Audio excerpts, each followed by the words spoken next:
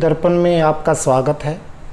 पिछले वीडियो में हमने आदिनाथ शिव के बारे में जाना कि उन्होंने कैसे ब्रह्मांड की रचना की। अर्धनारेश्वर आदि शक्ति को माता व पिता मानते हुए उनके शिवांश उनके द्वारा बताए गए रास्ते पर चलने लगे। भगवान शिव व पार्वती ने सांसारिक रचना करते हुए संतान को जन्म दिया। वहीं से मूल रूप में जोगी समाज की उत्पत्ति होती है। जोग, योग, नाथ ये सब सीधे सीधे शिव से जुड़े हैं। आगे चलकर कालांतर में शिव ने बाल जति के रूप में, भगवान हनुमान व गुरु गोरखनाथ के रूप में बल और विद्या का विस्तार किया। वामचर पद्धति को आगे बढ़ाते हुए शिवांश मीन से पैदा हुए। मच्छिंद्रनाथ ने तिरिया राज्य में लीला रची। उनसे पैदा हुए गुरु पुत्र आगे चलकर नाथ, जैन व बौद्ध परंपराओं को आगे बढ़ाया। इस प्रकार नवनाथ व 84 सिद्धों के द्वारा भगवान शिव के द्वारा प्रदत्त ज्ञान को कालांतर में फैलाया गया। इस ज्ञान के विभिन्न केंद्र पूरे भारतवर्ष में स्थापित हुए। नाथ ज्ञान केंद्र वैदिक परंपरा से परे, जिसमें 4 आश्रम, 4 पुरुषार्थ, 4 वेद, 4 वर्ण से परे एक अनोखी परंपरा थी, जिसमें बिना भेद किए मानव को मानव माना गया। हर प्रकार के विषय विकार से दूर मानव देह को मुक्ति का मार्ग बताया गया। यह तत्कालीन व्यवस्था के ऊपर गहरी चोट थी, जिसको आडंबरकारी झेल नहीं सकता था। स्वयंनाथ गुरुओं द्वारा योग विज्ञान के मार्ग पर चलते हुए बड़ी मात्रा में साहित्य का सर्जन किया गया, लेकिन कालांतर में अनेक आताताइयों ने नालंदा व अन्य विश्वविद्यालयों में रखे ज्ञान के भंडार को जला दिया। वे बचे हुए साक्ष्यों को आडंबरवादियों ने अपने हित में प्रयोग करना शुरू कर दिया। अब प्रश्न उठता है, जाति के रूप में जोगी कब आए? इतिहास के पन्नों को पलटने पर पता चलेगा समाज के चारों वर्णों के वो लोग जो शिव मार्ग पर चलकर शिवत्व पाना चाहते थे ने नाथ शिक्षा केंद्रों में अपने बच्चों को अध्ययन के लिए भेजना शुरू कर दिया, जिससे एक नए वर्ग का उदय हुआ जो तत्कालीन वर्ण व्यवस्था से परे था, जो इस देह के मार्ग से शिवत्व का रास्ता जानते थे। उन्होंने नाथ योगियों के बीच रिश्ते करना शुरू कर दिया। वे मच्छिंद्रनाथ के दिखाए मार्ग पर चले और घर गृहस्थी में रहकर सर्वोच्च ज्ञान को प्राप्त किया। उनके द्वारा विभिन्न विधियों से यह ज्ञान समाज तक पहुंचाया गया। समाज द्वारा सिद्ध पुरुष मानकर उनकी गुजर बसर की व्यवस्था की गई। हर गांव, हर शहर में नाथ परिवार को बसाया गया। जिस गांव, जिस शहर में नाथ नहीं होता था उसको अनाथ कहा जाता था, जिसको सामाजिक दृष्टि से हे माना जाता था। इस प्रकार विरक्त नवनाथ व 84 सिद्धों की परंपरा के साथ साथ गृहस्थ जोगियों की परंपरा शुरू हो गई, जो समाज में अत्यंत आदर सत्कार पाते थे।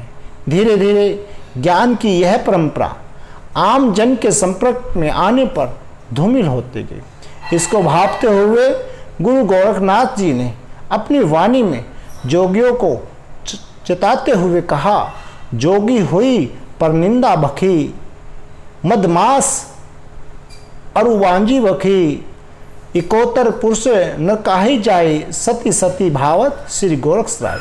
मायने जोगी होकर जो परनिंदा करता है, मदमास और भांग का सेवन करता है, उसके 7100 पुरख जो है नरक में जाते हैं। और ये जो बात है गुरु नाथ की, गुरु गोरखनाथ सत्य सिद्ध है।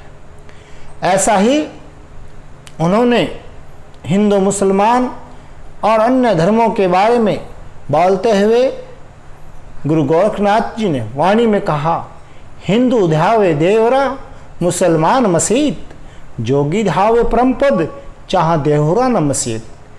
मायने हिंदू मंदिर में जाता है, मुसलमान मस्जिद में जाता है, लेकिन जोगी वो परम पद को ही पाता है, जिसमें ना धर्म में न मस्जिद है न मंदिर है।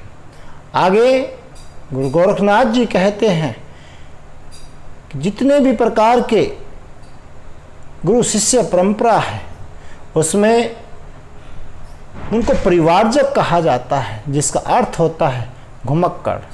नाथ साधु संत दुनिया भर में भ्रमण करने के बाद उम्र के अंतिम चरण में किसी एक स्थान पर रुककर अखंड धुनी रमाते हैं या फिर हिमालय में खो जाते हैं।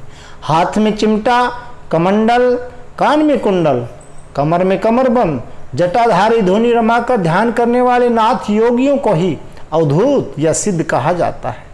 ये योगी जोगी अपने गले में काली ऊन का एक जनेऊ रखते हैं, जिसे सीले कहते हैं।